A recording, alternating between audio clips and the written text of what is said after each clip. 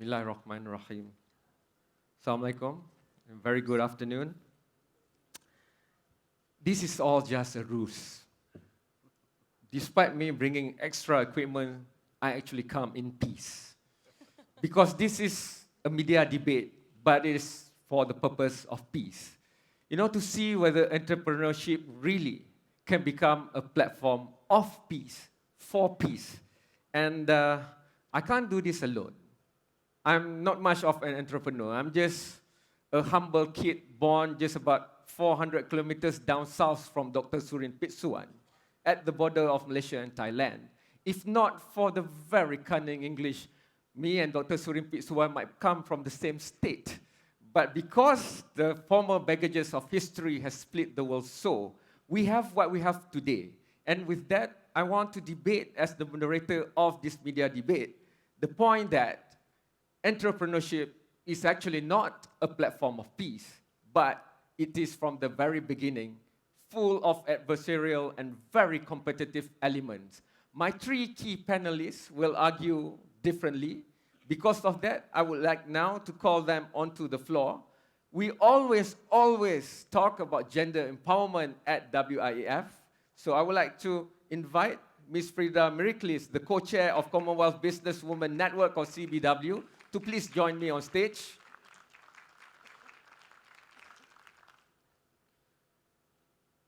I've been with him last year in Dubai for the 10th WIEF. Chokri Mousaoui, the Chief Executive Officer of Eternal Sun, the Netherlands. And last but not least, Mr. Aziz Senni, the founder of Impact Partners from the French Republic.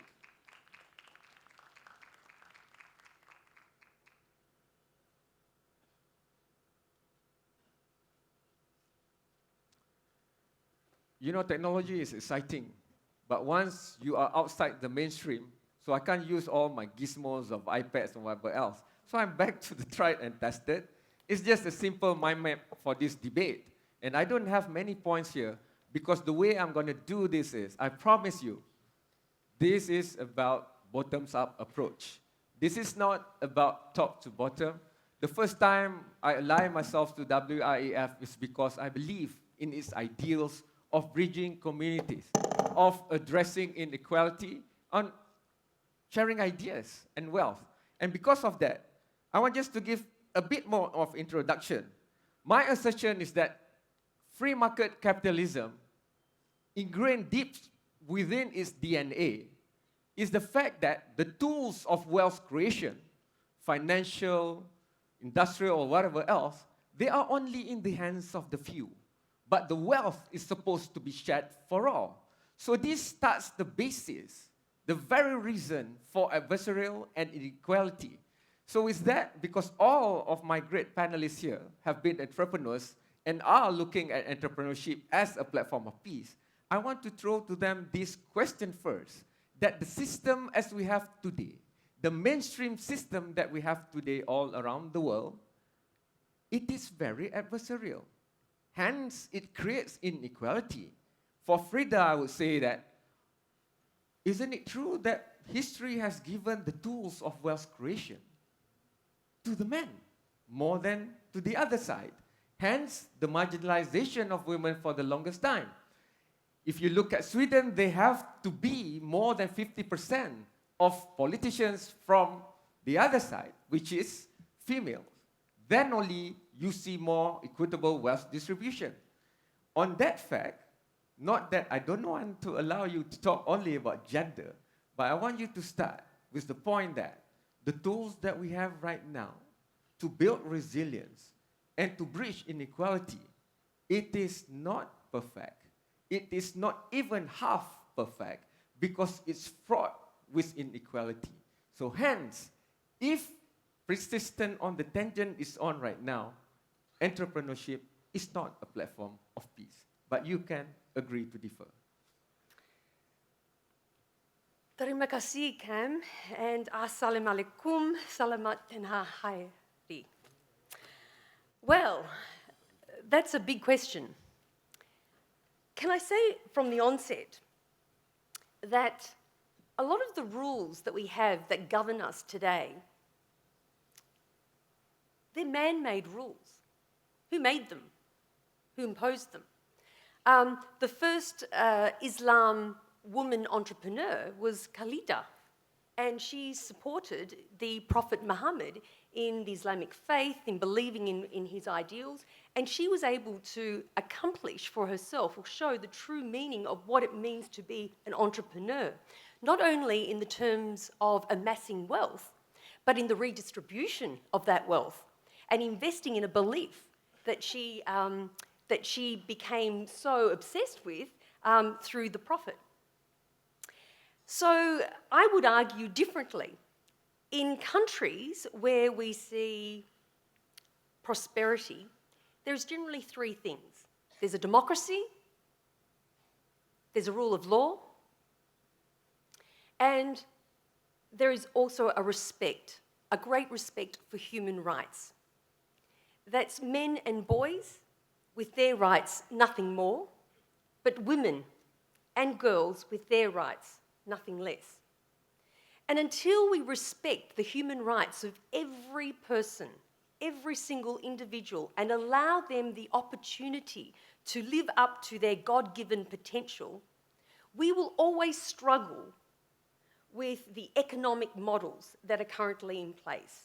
And the reason for that is that, as you were saying, Cam, to your point, the power base, where the power resides, is mainly in the hands of men. And the decisions, therefore, that they make sometimes do not seem to be equal.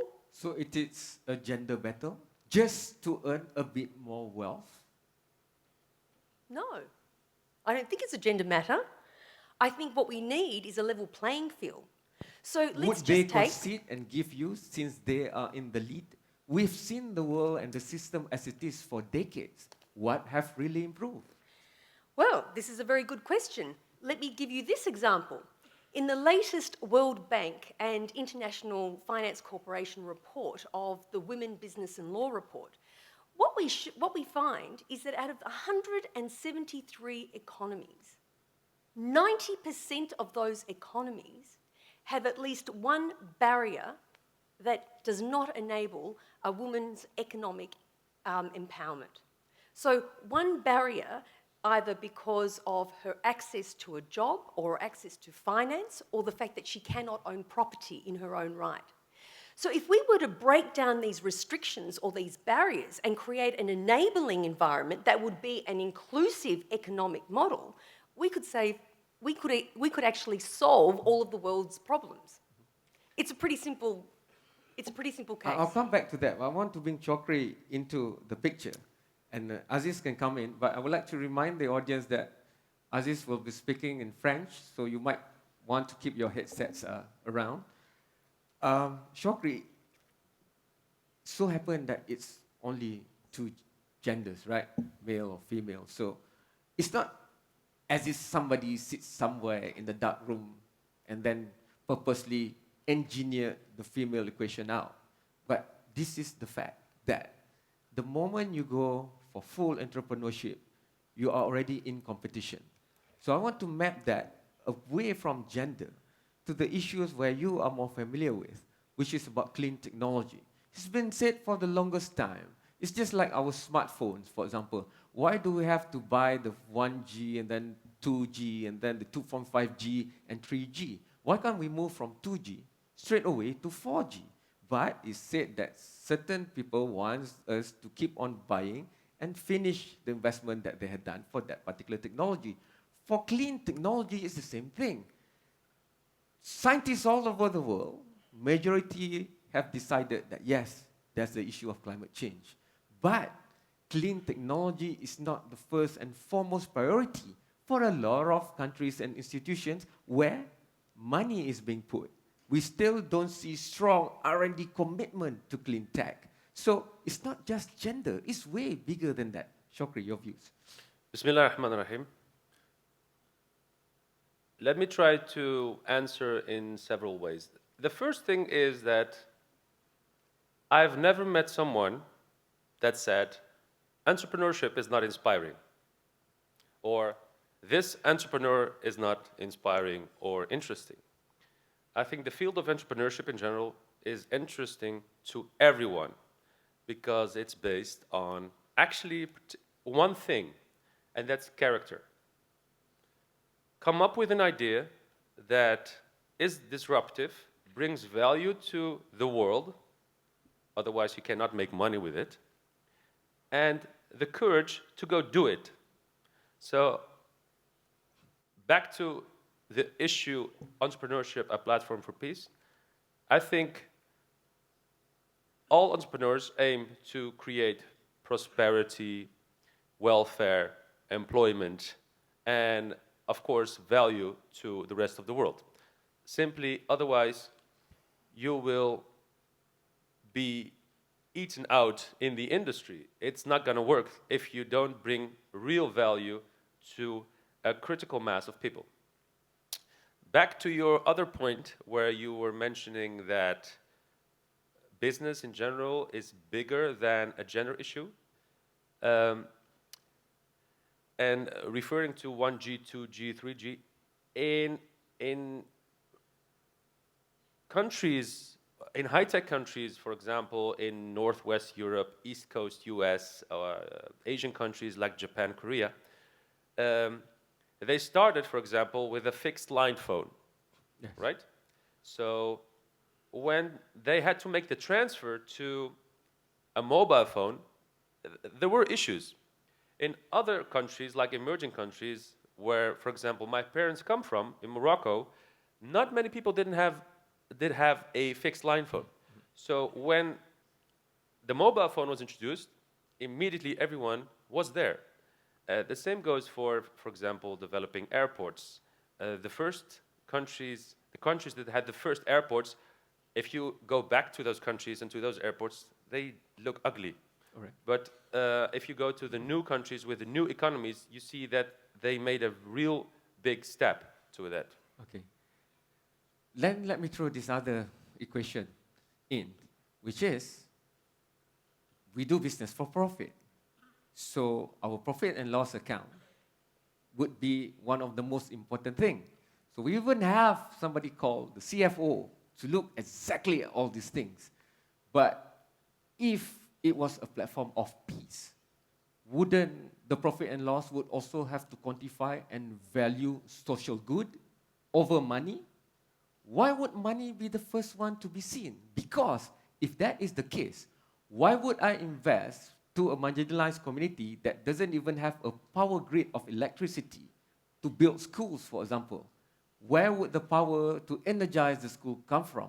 Then I talk about ratio of where do I invest and what are the profit returns. That's why government do that. But would enterprises do that? That's why I want to go to Mr. Aziz Senni, because in France, we see a big gap of inequality, and sometimes even recognition is not given to the marginalized community.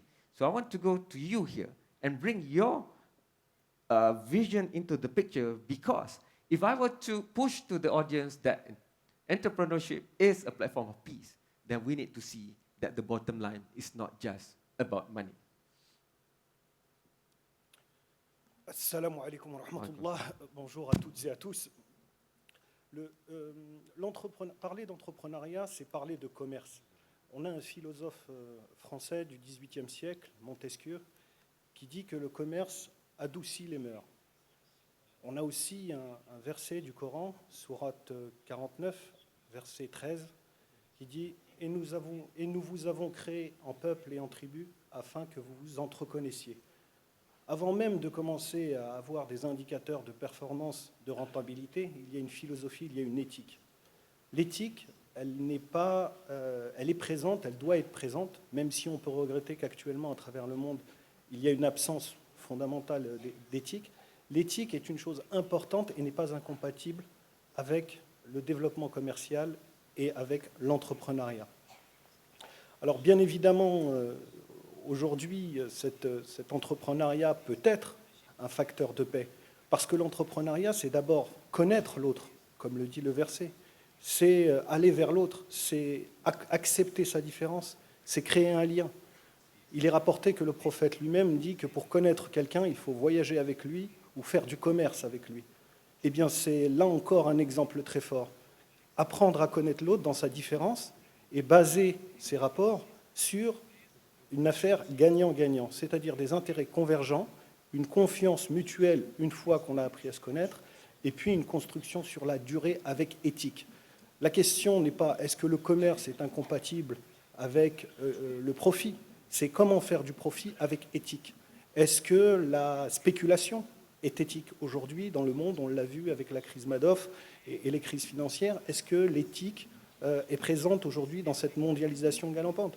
Est-ce que l'éthique est présente dans les relations commerciales nord-sud? Est-ce que la posture du plus fort doit lui servir à être encore plus fort? Ou est-ce une responsabilité vis-à-vis du plus faible et revenir à cette philosophie de celui qui a doit aider celui qui n'a pas et celui qui sait doit aider celui qui ne sait pas? Donc la question n'est plus est-ce que le profit est quelque chose de licite, d'illicite, ou le débat sur la performance. Elle est vraiment sur la question philosophique de l'utilisation d'un outil. Si vous donnez un marteau à un bricoleur, il vous fabriquera une maison. Si vous donnez un marteau à quelqu'un qui ne sait pas s'en servir, il peut être très violent et casser des choses. Ce n'est pas tant l'outil qui est à remettre en question, c'est la manière dont nous l'utilisons aujourd'hui. Et effectivement, on a monté en France un fonds d'investissement avec les mêmes règles que les autres fonds d'investissement. La différence, c'est qu'on connaît les populations visées, qui sont des populations pauvres, on les connaît très bien, on les respecte et on les reconnaît dans ce qu'elles sont, dans leur culture, dans leur manière de voir le monde, dans leur manière de faire du commerce et de l'entrepreneuriat. Et nous les accompagnons en investissant de l'argent. Investir de l'argent aux côtés de gens pauvres, c'est aussi un signe fort de reconnaissance et de confiance. Et nous arrivons à des performances qui sont moyennes, 15% de rentabilité sur un fonds d'investissement socialement responsable, dit-on. Je n'y vois rien de social, si ce n'est que nous avons mis au même niveau la performance sociale, l'impact social et la performance financière. Et si nous l'avons fait à petite échelle, en France, dans des quartiers et des zones très difficiles, très pauvres, je pense que cela peut être démultiplié et cela existe probablement dans d'autres pays, peut-être à des échelles individuelles, sur des expériences ponctuelles, peut-être faut-il le penser à un autre niveau et de manière plus globalisée. Okay. Business ethics, I agree, crucial. But is that just like what's the color of your car when the engine has been determined for you? And what do we all seek? New outlets for an ever-increasing commerce for industries, which producing far more than they can consume or sell, are constantly hampered by an increasing competition. And then, why? New areas for trade are cleared by cannon shot. Even the stock exchange, for reasons of interest, can cause armies to enter into campaign. This was an interview published in United Service Magazine, December 1918, by Marshal Foch, the French military leader in the First World War. But it still resounds and resonates almost relevant to the issues of the day. So apart from inequality, from the nature that is ingrained in entrepreneurship with the free market and capitalist system, I also would like to layer on top of that now the urgency that enterprises are becoming bigger and bigger and bigger. Some enterprises are way bigger, the money that they're looking at annually, than the budget of entire countries, if not regions. But our resources are not growing. Our resources are depleting. Energy, food, water. So if entrepreneurship is a platform of peace, and we are having bigger enterprises in bigger numbers with smaller resources, how do we have peace? Chokri, you want to weave into this because you're looking at clean technology, and we've seen the oil and the impact to the geopolitics of the world. We often look for big enterprises that just have erupted in the last decade, like Facebook or Google. But we so often forget the first phase of those specific companies. They started with just 2 people, not more. And this counts also, for example, for Airbnb or Uber. Those companies that have been evolved or founded in the last decade or two, they all started with an environment where there is an emphasis on doing something about the lack of resources. So actually an overwhelming majority of those companies, they do something with this problem. They deal with this. For example, Uber, they say, you know what? Why do we have so many cars outside, driven by just one person? Let's make sure that they can put more people in that, where you can bring value to one another. So many of those kind of disruptive business models are happening as we know today. And that counts also for solar energy, where I am coming from. I see so many developments happening where value is generated to make sure that solar energy is affordable for everyone, also for remote areas where people are poor, at the same time also generating a higher yield, a higher performance of those solar technology, enabling that everyone can use power. What happens with power?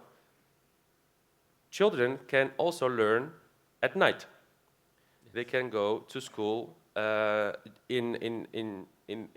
it's dark in the morning, for example, because there is light on the road, and so on. So it also makes sure that entire communities can really move forward. And that's what I see with, for example, in clean tech. So apart from old companies, steel companies, oil and gas companies, I think the recent companies just 10 years ago, 15 years ago developed, they already developed an idea of bringing real value, but also environmental value to the world. But they are coexisting with the traditional companies who are not on that particular philosophy. Would you agree to that? What do you mean?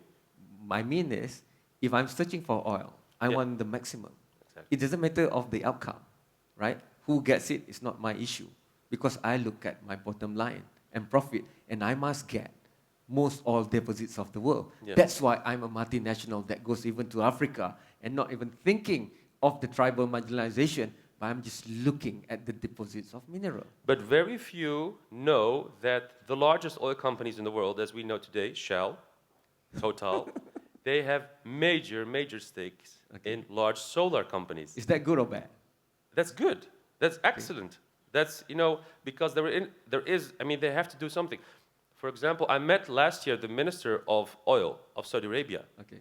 And he said, whatever happens in the future, we will remain the largest exporter of energy in the world. Okay. So what does that say? So they are now shifting in a maximal pace to solar energy. Okay. We always have to do a self-check.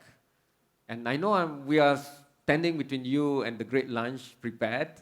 So I see a show of hands, those who still believe that entrepreneurship is a platform of peace. That's all? So I've won? We have mics on ground, right? I'd like to go down now and include views from the grassroots. I think that's the advantage. Thank you for the raise of hands. Those who hasn't raised, I think they're on the other side. But we're not about choosing sides. So I would like to bring in a more diverse views into this. I'm going to pick out the names that I know for now, because it will take time for me to go down. So I would like to include Mr. Ibrahim Patel, a very significant leader at WIEF Young Leaders Network, to put in your views into this, because we must learn from history.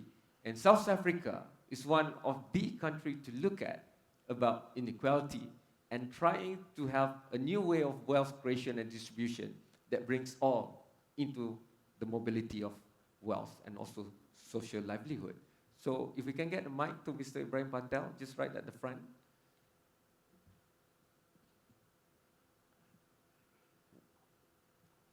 Yeah, he's just here. Thank you.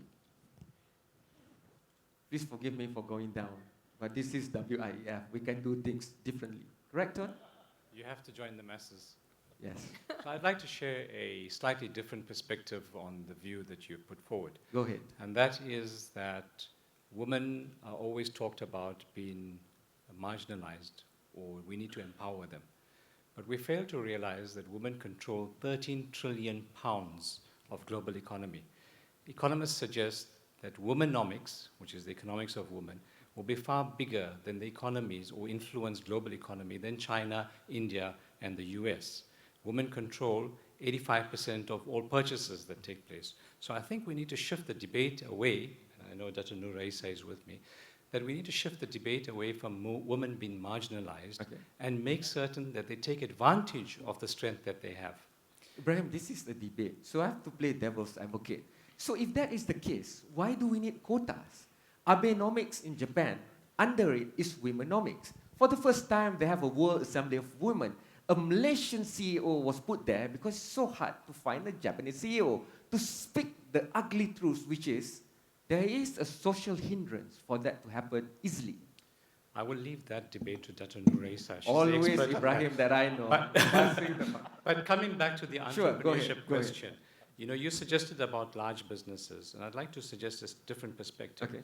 That research has shown that 70% of companies listed on the S&P 500 will not exist in the next 30 years because disruptive technology is creating a fragmentation of the very big businesses you talk about, which creates the opportunity for small entrepreneurs to exist. It creates a potential for more small entrepreneurs. And the smaller entrepreneurs are being driven by Gen Y. And Gen Y has a different perspective on what profitability is and their role that they play in shaping the outcome of the world. So I think you'd see a slightly different perspective coming out in the future. Cool. Any Gen Ys here? Please raise your hand. I am an OKU, you know. You must humor me. Any Gen Y here, please? Who didn't go into business because they didn't want the BMWs and the Mercs and the Hummers? Profit is still central, but we were saying it's not a zero-sum game. That's why social enterprise is in. I want to go there, but I want to go back to Freda. Ibrahim says that we must queue away from this angle of slanting it as marginalization of women. But the fact is, and you have made that point earlier, the tools are still in the hands of the man. Can you please answer Mr. Ibrahim for me? Thank you. Well, I actually agree with Mr. Ibrahim. I think he's making a very valid point here, that we tend to society tends to look at women as victims and as the most vulnerable and victimized, when in fact they aren't. According, just even citing those statistics, we are earning $1 trillion in our own right, and that figure is likely to increase even over the next 5 to 10 years. The important thing here when we're looking at entrepreneurs is that there's about from the last figures that we have, there are 200 million women entrepreneurs out there that have either started or are starting businesses in the last 5 years, and in over 67 economies. And we have about 98 million women entrepreneurs that are running established businesses. Now that in effect tells you the tremendous power that women have. They are our innovators, they are our thought leaders, they are leading the charge. But they can only achieve that if they are given an enabling environment. So when you have a government that imposes barriers, when you have companies that do not offer a fairness in terms of equal pay or in terms of a working environment, then we're going to get a lot of the same old, and we are going to see a country, a world indeed, that has the pitfalls and the shortcomings of what the world has today. So if I bring that to address that. If we address those issues and we are more inclusive of women, we can change the world. So let me bring that to a simple layman perspective. Do you agree that instead of just having maternal leave for mothers, working mothers who delivered, we should also have paternal leave? Why should the mother go away from work for 3 months? Why can't it be the dad? Absolutely. Do we have that in Malaysia? Please give the mic to my good contact and friend, Datuk Nur Raisa. Go. Don't Musa. No clappings of hands, come on. Gender empowerment. I'm having a Yes, punching right now. Right now with Ibrahim. We're talking about trillions of dollars, trillions of dollars in women hand. Which women? Which one? Charlize Theron? Look, we are talking about the global issue. I'm not talking about a gender issue Yes. right now. It's really the global problem that we have. The marginalized, the displaced, the rural women. They don't have. They only have $1 a day. So you talk about billions that others are holding. What is that? They don't understand. So let us be realistic when we discuss about all these things. I think entrepreneurship is the route for peace. I think, to me, I cannot jive the two subjects. Okay. To me, love, care, compassion, understanding each other's needs. These are the elements for Dato', peace. aren't all those inside entrepreneurship? Not really, not quite. Okay. Those are not the main elements of entrepreneurship. Okay, it will be only good if the CSR element is genuinely CSR. Okay, and you know, we are there. We are not fighting the men. We shouldn't be fighting the men. We I should agree. be facilitating each Yes. other's needs. Look, women is not a question of gender. It's a question of a set. Okay. The cream always rises scheme to the top. Yes. And if that cream comes from women, it's good for society, it's good for community, it's good for the world. So, you know, sometimes when we talk about ourselves of being too much of a victim, we don't get anywhere. Yes. We just talk about our worth that we can bring to the world. So do you agree with the quota system? Whether in business or politics? In certain cases where men are so stubborn, Why are you looking at Ibrahim? where the men, where the men do not evolve as fast as the women's thinking, you do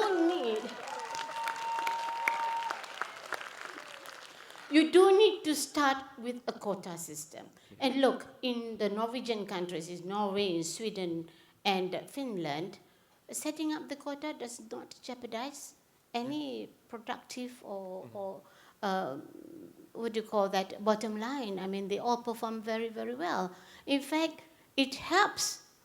You know, when you talk about diversity, it means that when you construct a building, you build something only meant for men. I mean, look, the world market consists of half of the world consists of women.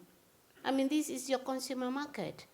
They decide on consumption, and that makes it 80% of women decide on consumption. Dato', I am the moderator, so I have to bridge peace between you and Ibrahim. Okay. So a common ground would be positive affirmation, because there's BEE in South Africa, right? There's NEP in Malaysia. So what would you say? This is not just about gender, but the British, for example, has ruled Malaysia for the longest time, and they divide and rule. So we have inequality strategically in place, according to wealth creation, by identification of race. So we, after independence, have this policy of the new economic policy to open up, to widen up, to make the piece of cake bigger for everyone by not taking it from another. South Africa goes through the same almost policy, but they call it BEE. So I want you, Ibrahim, to come to terms here. And can we agree that quotas and special treatments are needed as intervention into entrepreneurship, because otherwise, left to its own devices, it will not be. How would you do that, Kamarul? How can you do that? Ton, you want to help me here? I am disabled, Ton. Come on. Please, Ton, just a few words. Kamarul, how can you put a quota on entrepreneurship for male or female? Okay. I cannot. Ibrahim, you started this. Can you please answer that? I'm in trouble now. Yes, Aziz, please go ahead. Give me 2 seconds to get to the headphone. Okay, all right. Well, Kamarul, let me just start first by saying I don't disagree with Dr. Noor. I actually agree with her, and it was not a suggestion of mine. Of course, I don't want to fight you with me. But not because of that, but because I agree that we have to create the space for women entrepreneurs. We have to create the space for marginalized women, for rural women. We have to create that. And it's the men that are putting up those ceilings. So yes, I agree with her on that. My suggestion about the money or the value was that there is a certain amount of value that women control, which they can use to influence the agenda. So I would suggest that. As to South Africa's perspective, so I know you keep picking on me on the South African perspective. The South African perspective has been on creating the opportunity and opening the window for entrepreneurs. Because remember, we come from a perspective of a historical background where people were marginalized, society, not just gender, but entire section of society was marginalized. So the wealth and the value was kept in the hands of a very few people. In order to do that, to break that, government has come about with policies that say, if there's a government tender that is going out, it would be open to preferential treatment from people from a particular society, not from a particular gender. Yes. And it is open more, so they get more scores by being entrepreneurs, startup entrepreneurs. So it creates the opportunity of sharing the cake, as you talk about. Yes. So that's the perspective from the South African side, that you will need to create and open the doors for opportunity. So That's you what need intervention. you do need the intervention. Chokri, you don't like that? So in the Netherlands, where I come from, there are programs for women to do entrepreneurship, to become an entrepreneur, where you have master classes of successful female entrepreneurs and so on. But you cannot force a specific group of people to become an entrepreneur. That's really something that should come from inside. I see an idea, I see a problem, I will solve this. This regardless of where you come from, how you look like, or what kind of gender you are. I've seen, for example, successful female entrepreneurs in the Netherlands. They did something very amazing in the healthcare system since they were working there. But you cannot say, okay, we have now a certain amount of entrepreneurs who are male in the Netherlands, we need at least 30%. That's not how it works in entrepreneurship. It's based on meritocracy, it's based on character. Aziz, you want to weave in into this, please? Je crois qu'il faut remonter d'abord, puisqu'on est là aussi pour parler vrai, il y a un rôle social qui est historique entre l'homme et la femme, et malgré les nombreux progrès dans un certain nombre de pays, il y a encore cette forme de conservatisme à l'égard des femmes, mais aussi dans certaines sociétés. Par exemple, en France, le congé maternité pour les hommes a été décrété il y a quelque temps, mais pendant des dizaines d'années, cet esprit-là n'était pas présent. Donc il y a aussi un paramètre dont il faut tenir compte, c'est de manière consciente ou inconsciente la place accordée à la femme. Mais il est vrai que mettre en place des quotas, forcer un petit peu les choses pour qu'on puisse se dire effectivement 50% de l'humanité n'a pas 50% du pouvoir, effectivement c'est une bonne chose. Maintenant là où je ne suis pas tout à fait d'accord avec ce qui a été dit tout à l'heure, c'est l'incompatibilité entre l'esprit d'entreprise, c'est-à-dire la recherche du profit et gagner de l'argent, et l'esprit philosophique du cœur, de l'humanité, etc. La question du sens est à mon avis fondamentale. Pourquoi après tout nous faisons tout ça ? Je n'ai jamais vu un corbillard, un coffre-fort suivre un corbillard, ramasser, cumuler des milliards et des milliards entre les mains de quelques individus. Je ne dis pas que c'est mauvais, ils le font, ils travaillent pour ça, ils ont les compétences pour ça. Mais que faire ensuite ? À quoi ça sert tout ça ? Donc l'idée de remettre de l'éthique dans le commerce, le fait de dire, on parlait d'Afrique du Sud, la paix c'est aussi, comme le disait Mandela, de faire de son adversaire un partenaire.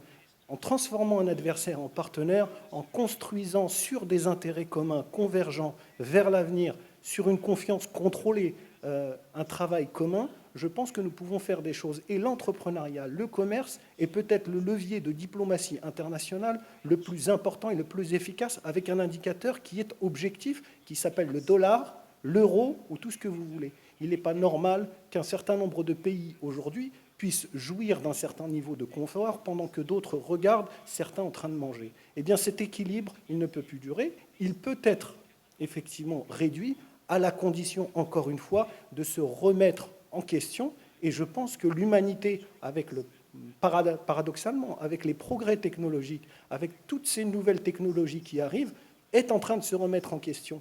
La difficulté, c'est que le monde de l'économie, la sphère financière, va 10, 50 fois plus vite que la réflexion que peuvent mener les États et les administrations. Là encore, effectivement, la sphère économique, la sphère du commerce, l'entrepreneur se remet en question, mais il est impératif que les politiques et la sphère administrative et politique se remettent en question pour aller aussi vite et récupérer son retard, parce que le gap, il est bien là, il est entre un monde économique qui avance et qui a une perspective sur 10, 15, 20 ans, et puis des politiques qui pensent plutôt à la prochaine élection plutôt qu'à la prochaine génération parfois. Et là, je parle essentiellement pour la France et l'Europe. Europe qui est un bel exemple. Rappelez-vous, il y a eu entre la France et l'Allemagne des dizaines d'années de guerre. La Première Guerre mondiale, la Seconde Guerre mondiale. Qu'est-ce qui a amené la paix et la prospérité en Europe? C'est un accord commercial, l'acier et le charbon, et deux locomotives, deux pays qui se sont quasiment entretués pendant des années, ont décidé de faire table rase du passé, de se pardonner leurs erreurs, leurs fautes, leur sang dans le passé, pour ensuite construire deux locomotives qui ont tiré l'Europe vers le haut et arrivé à une prospérité sur un continent complet. Donc on démontre aussi que, effectivement, les intérêts individuels combinés pour devenir des intérêts convergents communs peuvent tirer un continent qui était totalement détruit vers une prospérité et une plateforme économique aujourd'hui importante dans le monde.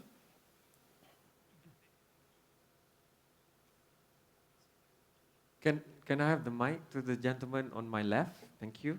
Yes, thank you. Please introduce yourself. Okay. This is El Sayed Hani. I am a journalist from Egypt. I hear some speakers here talk about the doors for the woman. They ask to open the doors for the woman to share in everything in our life. I would like to say that all the doors is open for the women. I give an example. The woman can be a member in the parliament because there is a 50% from our world is a woman's. But the problem that the woman doesn't elect each other. So the woman's fault that they didn't elect their own politicians into power. That's what you're saying. On the election, every woman elect a man, not elect a Yes, a they woman. should be electing women, not electing men. Yes, yes. Why don't they elect women? Okay. You can ask them. You can ask them. In my country, I'm looking at Dato' Noraisa. She will be answering that. Okay. yes, okay. In my country, as another example, that on the breast syndicate I am on my job, more than 50% of the members of this syndicate is women. Okay. But always they fail in any election on the council of this syndicate because they doesn't elect each other. Every woman prefer to give her vote to a man, not to woman. For that, if the woman like to chair the man in all the fields of the life, they should be believe each others, Okay. trust each others. Cool. But I would like to say that you can build a country, Okay. but you cannot build a trust between two women if they not trust them each other. Sir, I have to take the mic from you now. Any ladies? I have to give Dato' Noraisa first, then I'll bring you in. Il faut que je réponde, n'est-ce pas?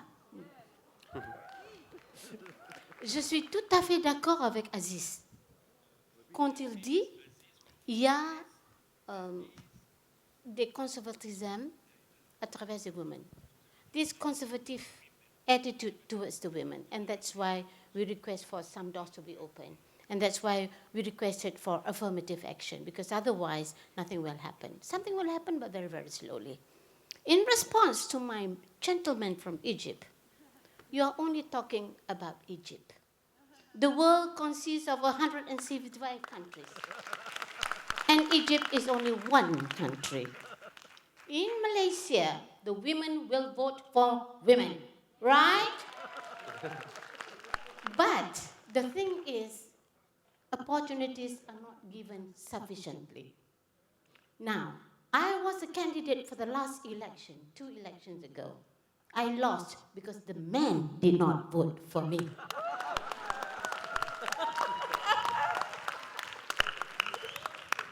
And this is empirical evidence, it's not hearsay. Now, girls here in this hall, do not feel intimidated. Don't care what they all say of you. Believe in yourself. If you think you are that cream that will skim to the top, do it. You will achieve it. I see a few more raised hands, but I only have about 6 minutes left, so I'm going to weave into the discussion. My contention is, if you do not include social mobility and economic mobility for all on earth into entrepreneurship, it will not be a platform of peace. So please. I'm sorry, it's getting heated down there. Up here is cool. I was worried about up here. So I'm going down. Thank you. Yes. Arif Zaman, with the work with the Commonwealth Business Women's Network, actually also with the UK delegation with MCB here. One of the ways in which to do this more quickly, I think one of the issues here is we haven't got a lot of time. Yes. We've got young populations which are getting older. And actually, within 20 years, if we don't do things more quickly with these young populations, we'll have a whole lot of problems. So we need to do more urgent action. That's why, for example, what Kenya is doing, which is what we heard about this morning, is so important, where they're using, in their case, affirmative action to drive opportunities for women in public procurement, which is huge. And if you speak to Kenyan women entrepreneurs, they would be sitting here saying, this has had a real impact on our lives. We've been able to do things in different parts of the country. That's the kind of accelerator that I think we need to So you agree, it is a platform of peace, but it needs intervention. Because policy. the time isn't on our Agreed. side. I'm just going to give each of you 1 minute each. 1, 2, 3 here, and there's a gentleman there, 4. Because we have to end this. Otherwise, I couldn't sum up for my 3 panelists. Yes, introduction and just 1 Okay, minute. my name is Fatma and I am from Kenya. I am a mechanic. Yes, affirmative action is required and we've done very well in Kenya because 30% of all government procurement has to go to the women and the youth. Okay. I would also like to respond to Sure. a part of the panel where it actually depends where you are. If you're in the Netherlands, maybe you don't need affirmative action. But if you are where some of us come from, example Kenya, affirmative action is necessary because I have a good idea. I want to start. But if I go to the bank, the first thing they would ask me, where's your husband? Where's your father? So for Pete's sake, it's not my father or my husband who has an idea. It is me. Okay. Point taken. I should Next, be the please. one to be funded. Thank you. Can you pass the mic back? No, just turn back and give, yes. Then I'll pass to you. Hi, Then I'll go to the gentleman over there. I'm Siti Kamaria from the United Yes. Nations. I think the debate,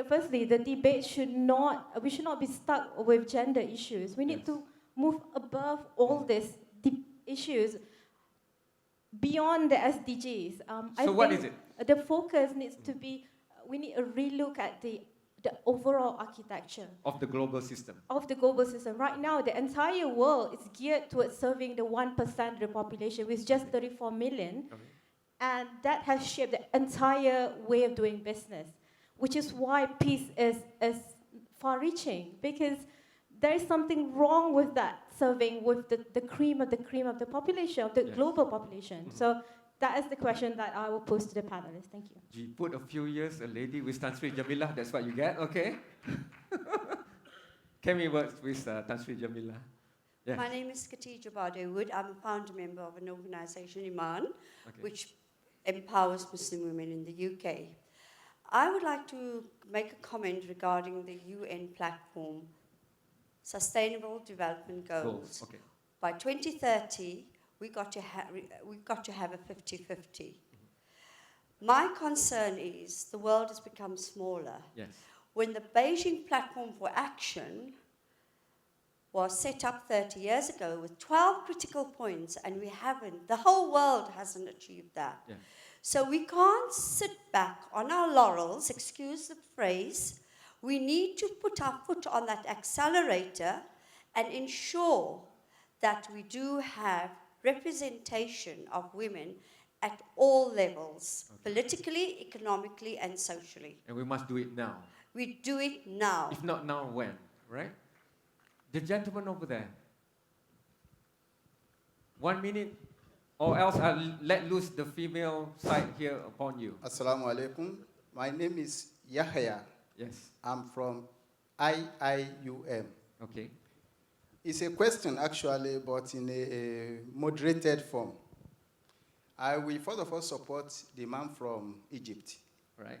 who said that women are their own foes, their own enemies. Reason being that anywhere in the world, you will agree with me that they believe, or we believe, that women are more than men, even now. Let's take Malaysia for example. Okay. In that wise, if women love themselves, they are more than men. If they voted for themselves, they are supposed to beat men. Okay. In that wise, I will support the man from Egypt that women are the ones not voting for themselves because they are more than men. So why is it that the conventional bankers in Africa are not giving loans to empower the poorest of the poor of women, and instead we have to have great speakers like at WIEF, like Dr. Kishombe from Tanzania, that has to go and give them alternative financing? Fine, that's what we are saying. Why are they the alternative? Why are they not the mainstream? That means men are more powerful than women. Okay, They you have to ask the organizer collaterals. for another session next year in Jakarta, because No that's all problem. the time I have for grassroots. You see, grassroots are always limited. 30 seconds each to sum up. Maybe, Freda, can you start first? 30 seconds each. Look, if we're going to solve the world's problems, it's simple. We need urgent leadership, we need innovation, and we need new solutions to solve the world's problems. The old problems that exist for a good reason. And if we keep on applying the same thinking, we're not really going to see progress. So invest in women, invest in people, invest in the world, and you'll make a significant difference. 30 seconds of summing up. Bien, pour la conclusion, je pensais participer à une table ronde sur l'entrepreneuriat facteur de paix. Il manquait facteur de paix entre hommes et femmes, ce que j'ai entendu du débat. Ça a beaucoup tourné sur l'égalité homme-femme. En conclusion, je dirais moi que le commerce a, au fur et à mesure du temps, oublié son sens. Pourquoi tout ça? Et la question de l'éthique est à remettre au centre de toutes nos activités, de pourquoi nous faisons tout ça, où est-ce que nous allons. Gandhi disait, il y a suffisamment de ressources pour tout le monde, mais pas suffisamment de ressources pour étancher l'appétit de certains. Donc la question du sens est extrêmement importante. Il y a de la place pour tout le monde, des ressources pour tout le monde. La question, c'est comment faire du business d'une manière nouvelle. Le 21e siècle, les nouvelles technologies, l'avancée, l'intelligence artificielle qui est en train d'arriver, tout cela doit remettre en question notre manière de voir le monde, notre manière de vivre ensemble. Mais vivre ensemble, ce n'est pas suffisant, c'est faire ensemble. Voilà pour ma conclusion. Thank you. Chokri? So, smart countries, smart governments, they know that they have to do something with entrepreneurship. Though I see so many countries are coming now, creating a platform for entrepreneurs, starting from scratch and being able to make something from 0 to 1. They made also platforms specifically for women in several countries. I do agree that other countries still aren't there. But there is a kind of a critical mass moving towards entrepreneurship on every level in society. There are also smart governments that do something with minorities, creating for them entrepreneurship platforms. Smart companies, and I mean the biggest in the world, they also understand that their profit and loss statement is getting extended. It's not anymore only about money. It's only about CO2 emissions. Yes. It's also about the amount of women working with them on top level. It's the amount of corporate social responsibility in general. So from that perspective, I see also a development in those big enterprises stock listed. And for the entrepreneurs or entrepreneurs in being, just go do it. Entrepreneurship is a hard road. It's sometimes lonely. You don't feel understand. It's difficult to raise money. It's difficult to find a customer, but just go do it. Because at the end of the day, if you are persistent, you will succeed. Thank you. Thank you so much, Chokri. I think I have earned the right to give a bit more, if Daphne would allow me. It's not easy being handicapped, and yet here I am standing in front of you because I have to make this point.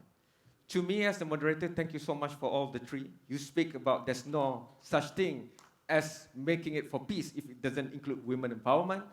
Aziz make the point of ethics, and that's very, very crucial. And Chokri, as usual, will give us always the alternative and looking at it in a holistic, bigger picture. But I want to say this, at the end of the day, having been in New York for the SDGs ratification, that was empowering. Coming back here to Malaysia, a state discussed inclusivity in Perak, and now I'm here, back home in my own hometown of Malaysia to talk about inclusivity. I will just say, to me, it doesn't matter what it is for, as long as we know what we want to make it to be, because in diversity, I see strength and beauty. In inclusivity, I see the art of thinking in them independently.